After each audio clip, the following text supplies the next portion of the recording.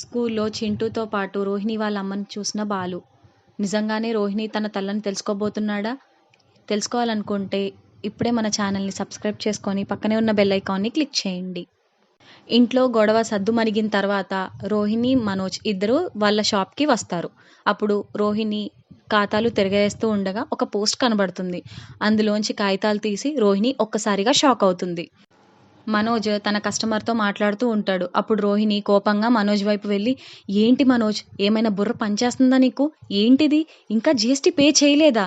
ఇప్పుడు అప్పుడు tax payers వస్తే ఏమని సమాధానం చెప్తావు?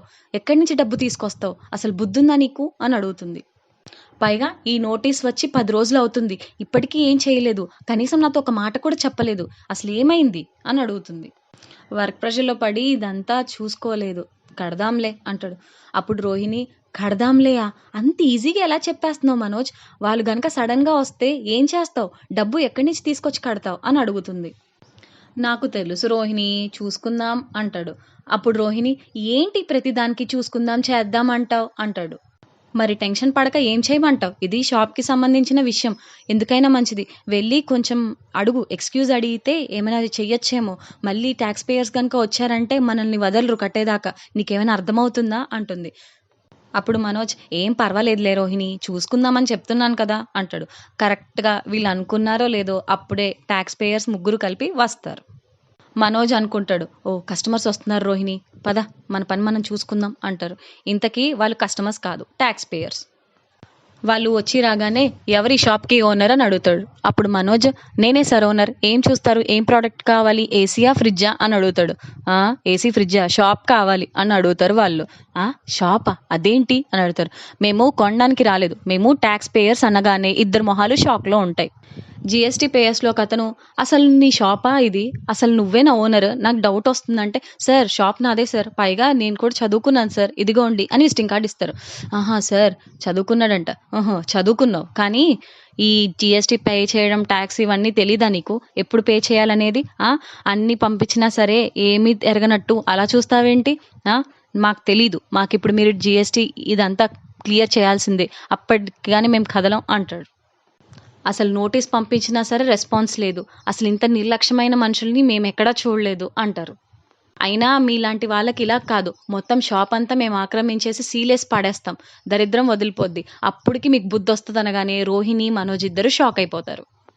అప్పుడు మనోజ్, నాకు కొంచెం టైం ఇవ్వండి సార్, నేను ఎలాగైనా సరే మొత్తం క్లియర్ చేసేస్తానంటారు. ఇంకా టైమా, ఇంకెన్ని రోజులు ఇవ్వాలి టైం, అస్సలు కుదరదు, సీల్ వేసేస్తే కానీ మీకు బుద్ధి రాదు అనగానే రోహిణి, సార్ సార్ సార్ కొంచెం ప్లీజ్ సార్ టైం ఇవ్వండి సార్, చూసుకొని ప్లీజ్ సార్ అని అడిగి బ్రతిమాలుతుంది రోహిణి. లాస్ట్ టైం మేము జిఎస్టీ కరెక్ట్గానే కట్టాం సార్, ఈసారి కొంచెం లేట్ అయింది, ప్లీజ్ సార్ అంటే, లాస్ట్ టైం కట్టారండి, సరే ఈసారి ఇంత లేట్ అవ్వడం మాకు అస్సలు కుదరదండి అంటారు. ఆ తర్వాత ట్యాక్స్ పేయర్స్ ఇలా అంటారు, అసలు మీకు ఇంత టైం ఇవ్వడమే ఎక్కువ, పైగా ఇప్పుడు మీరు గనక ఇవ్వకపోతే మొత్తం షాప్ అంతా క్లోజ్ చేసి సీల్ వేసేస్తాం, మీరు ఫైన్తో పాటు కట్టాల్సి వస్తుంది, అది గుర్తుపెట్టుకోండి అంటారు. అప్పుడు Manoj, sir sir please sir అలాంటి పని మాత్రం చేయకండి, మేము ఈ షాప్ ఓపెన్ చేసి ఎన్నాళ్ళు అవ్వలేదు, ఇప్పుడిప్పుడే గ్రో అవుతుంది, ప్లీజ్ అండి ఎలాగైనా సరే ఈ ఒక్కసారికి అడ్జస్ట్ చేసుకోండి, నేను ఎలాగైనా సరే పే చేసేస్తాను, ఈ ఒక్కసారికి ఎలాగైనా ఎక్స్క్యూజ్ చేయండి సార్, ప్లీజ్ సార్ అని బ్రతిమాలుతాడు మనోజ్. సార్ సార్ మా జీవితాల మీద దెబ్బ కొట్టకండి సార్, ఇప్పుడే కదా సార్ షాప్ అనేది ఈ మధ్యనే తెలిసాము, ఇంకా కొన్ని సంవత్సరాలు ఏంటి, నెలలు కూడా అవ్వలేదు, ప్లీజ్ సార్ ఎలాగైనా సరే ఈ ఒక్కసారికి ఎలాగైనా ఎక్స్క్యూజ్ చేయండి సార్, ప్లీజ్ సార్ అంటారు. అప్పుడు, ఇప్పటికే మీకు చాలా టైం ఇచ్చామమ్మా, ఇంకా టైం ఇస్తే మా గవర్నమెంట్ ఊరుకోదు, అస్సలు మీ షాప్ సీల్ వేసేస్తుంది, అది కన్ఫర్మ్ అని అంటారు వీళ్ళు. అప్పుడు రోహిణి, సార్ సార్ ఈరోజు ఒక్కరోజు టైం ఇవ్వండి సార్, ఈవినింగ్ కల్లా ఎలాగైనా కట్టేస్తామంటారు. అప్పుడు వాళ్ళు, నిజంగా కడతారా, నాకు డౌటే, ఇవాళ కట్టకపోతే షాప్ సీల్ వేసేస్తాం అంటారు. సార్ సార్ నిజంగా కడతాం సార్ అంటారు. అప్పుడు, సరే అమ్మా టైం ఇస్తాము, సాయంత్రం దాకా టైం ఇస్తాము, ఈలోపు కట్టారా సరే సరే, లేదంటే షాప్ సీలే అని చెప్పేసి వాళ్ళు వెళ్ళిపోతారు. రోహిణి, ఏంటి అలా గుడ్లగుబ్బల్లా చూస్తున్నారు, వెళ్ళి మీ పని చేసుకోండి అని స్టాఫ్ని కసిరేసి పంపించేస్తుంది. అప్పుడు మనోజ్ని దగ్గరికి వెళ్ళి, బుద్ధుందా, చూసావా, చెప్పానా లేదా, టైం టు టైం కట్టుకోవాలి, అన్ని టైం టు టైం ఉండాలి, నువ్వు చేసిన పనికి ఇప్పుడు మనం ఏం చేయాలి, షాప్ సీల్ వేసేస్తే మీ అమ్మతో ఏమని చెప్తావు, మనల్ని నడి రోడ్డు మీద కీడ్చేస్తుంది మీ అమ్మ, అసలు బుద్ధుందా నీకేమైనా, జిఎస్టీ కట్టాలి, ఈ సాయంత్రం కల్లా కట్టాలి, ఏం చేయాలి ఇప్పుడు మనం అని అడుగుతుంది. కనీసం నువ్వు నాకు అట్లీస్ట్ వాళ్ళు నోటీస్ ఇచ్చినప్పుడైనా నాకు ఒక మాట చెప్పుంటే ఎంత బాగుండేది. ఏది చెప్పవు, ఇలాగే చేస్తావు. చూడు ఇప్పుడు వాళ్ళు మన నెత్తి మీద కూర్చొని ఉన్నారు, ఏం చేద్దాం ఇప్పుడు అని అడుగుతుంది. సారీ రోహిణి, నేను ఇంత అవుతుందని అనుకోలేదు అంటారు. ఇంత అవుతుందని అనుకోవు నువ్వు, ఎప్పుడు ఇంతే, ఎక్కడిది చివరి దాకా వచ్చేదాకా చెప్పని కూడా చెప్పవు అని రోహిణి అక్కడి నుంచి వెళ్ళిపోతుంది. తర్వాత బాలు తన నాన్నగారిని స్కూల్ దగ్గర దింపడానికి వస్తాడు. వాళ్ళ నాన్నని స్కూల్లో దింపేసి వెళ్ళిపోతూ ఉండగా కరెక్ట్గా చింటూ అలాగే రోహిణి వాళ్ళ అమ్మ ఇద్దరు కలిసి ఆటో నుంచి దిగుతున్నట్టు చూస్తాడు. అప్పుడు ఏ చింటూ ఏ చింటూ అని బాలు పిలుస్తూ ఉంటాడు చింటూని. అప్పుడు రోహిణి వాళ్ళమ్మ, అయ్యో బాబోయ్ బాలు చూసేశాడు, ఇప్పుడు నా పని అయిపోయింది గోవిందా అని టెన్షన్ పడుతూ ఉంటుంది. దేవుడా దగ్గరకు వచ్చేస్తున్నాడు, చచ్చిపోయాను, దేవుడా అయిపోయింది, నా పని అయిపోయింది అని ఎంతో టెన్షన్ పడుతుంది ఆవిడ. అవునమ్మా, ఏంటి చింటూని ఇక్కడ జాయిన్ చేశారా అని అడుగుతారు. అవును అవును బాలు, ఇక్కడే జాయిన్ చేశాము, వాళ్ళ అమ్మ దగ్గరలో ఉంటుంది, అందుకే ఇక్కడ దగ్గరగా ఉంటుంది కదా అని చెప్పేసి ఇక్కడ జాయిన్ చేశాము అంటాడు. అప్పుడు బాలు, అవునా ఇక్కడే ఉంటారా, తెలీదే నాకు అంటాడు. అప్పుడు బాలు, అవునా వాళ్ళ అమ్మ ఏం చేస్తుంది, ఏది లేదే అని అడుగుతాడు. అప్పుడు రోహిణి వాళ్ళమ్మ, తను లేదు అనగానే ఫోన్ రింగ్ అవుతుంది. ఇంతకీ అవతల వైపు నుంచి రోహిణి ఫోన్ చేస్తూ ఉంటుంది. అబ్బా ఇది కూడా ఇప్పుడే ఫోన్ చేయాలా, సచ్చాను నేను అని ఎంతో బాధపడుతూ ఉంటుంది. అలాగే లోపల భయపడుతూ ఉంటుంది రోహిణి వాళ్ళమ్మ.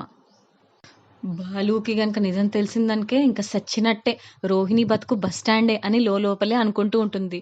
ఈ రోహిణి ఏమో ఫోన్ పెట్టదు, పదే పదే ఫోన్ చేస్తూనే ఉంటుంది. అప్పుడు బాలు, ఫోన్ ఎత్తండి అమ్మా, ఎవరో ఫోన్ చేస్తున్నారు కదా, ఫోన్ ఎత్తాల్సింది అంటాడు. అప్పుడు పర్వాలేదు బాలు, ఏం కాదులే, నేను తర్వాత ఫోన్ చూసుకుంటానులే అంటుంది రోహిణి వాళ్ళ అమ్మ.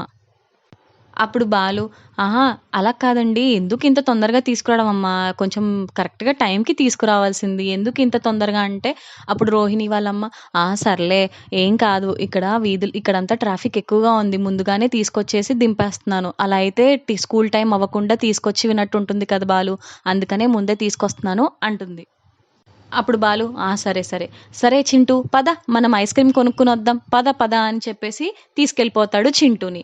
కరెక్ట్గా అప్పుడే మళ్ళీ రోహిణి ఫోన్ చేసి, ఎన్నిసార్లు ఫోన్ చేయాలమ్మా నీకు, ఫోన్ చేసిన వెంటనే లిఫ్ట్ చేయాలని తెలుసు కదా, నేను కంగారు పడతానని తెలుసు కదా, ఎందుకని ఫోన్ లిఫ్ట్ చేయట్లేదు అని అడుగుతుంది.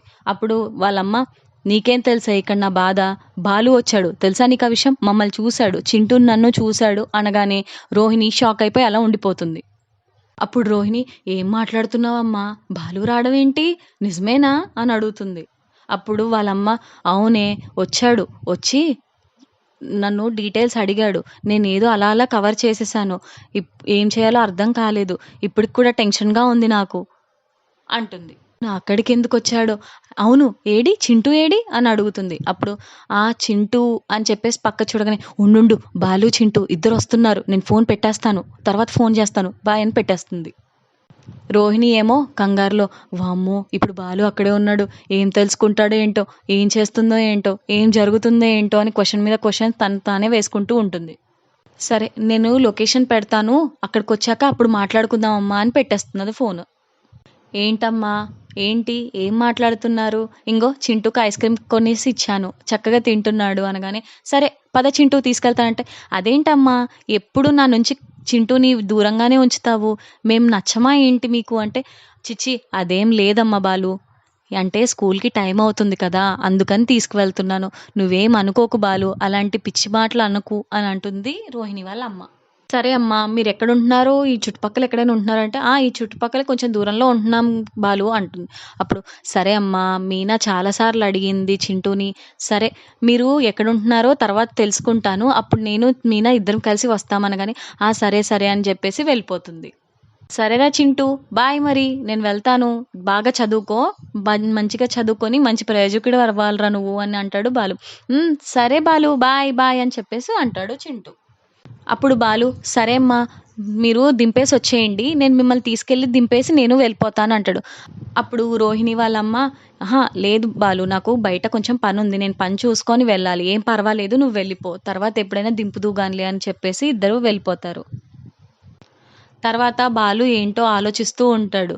ఇంతకీ బాలుకి రోహిణి వాళ్ళ అబ్బాయి అని ఏమైనా డౌట్ వచ్చిందా, అసలు ఏం జరగబోతుంది ముందుగానే తెలియాలనుకుంటే మన ఛానల్ని సబ్స్క్రైబ్ చేసుకొని పక్కనే ఉన్న బెల్ ఐకాన్ క్లిక్ చేయండి.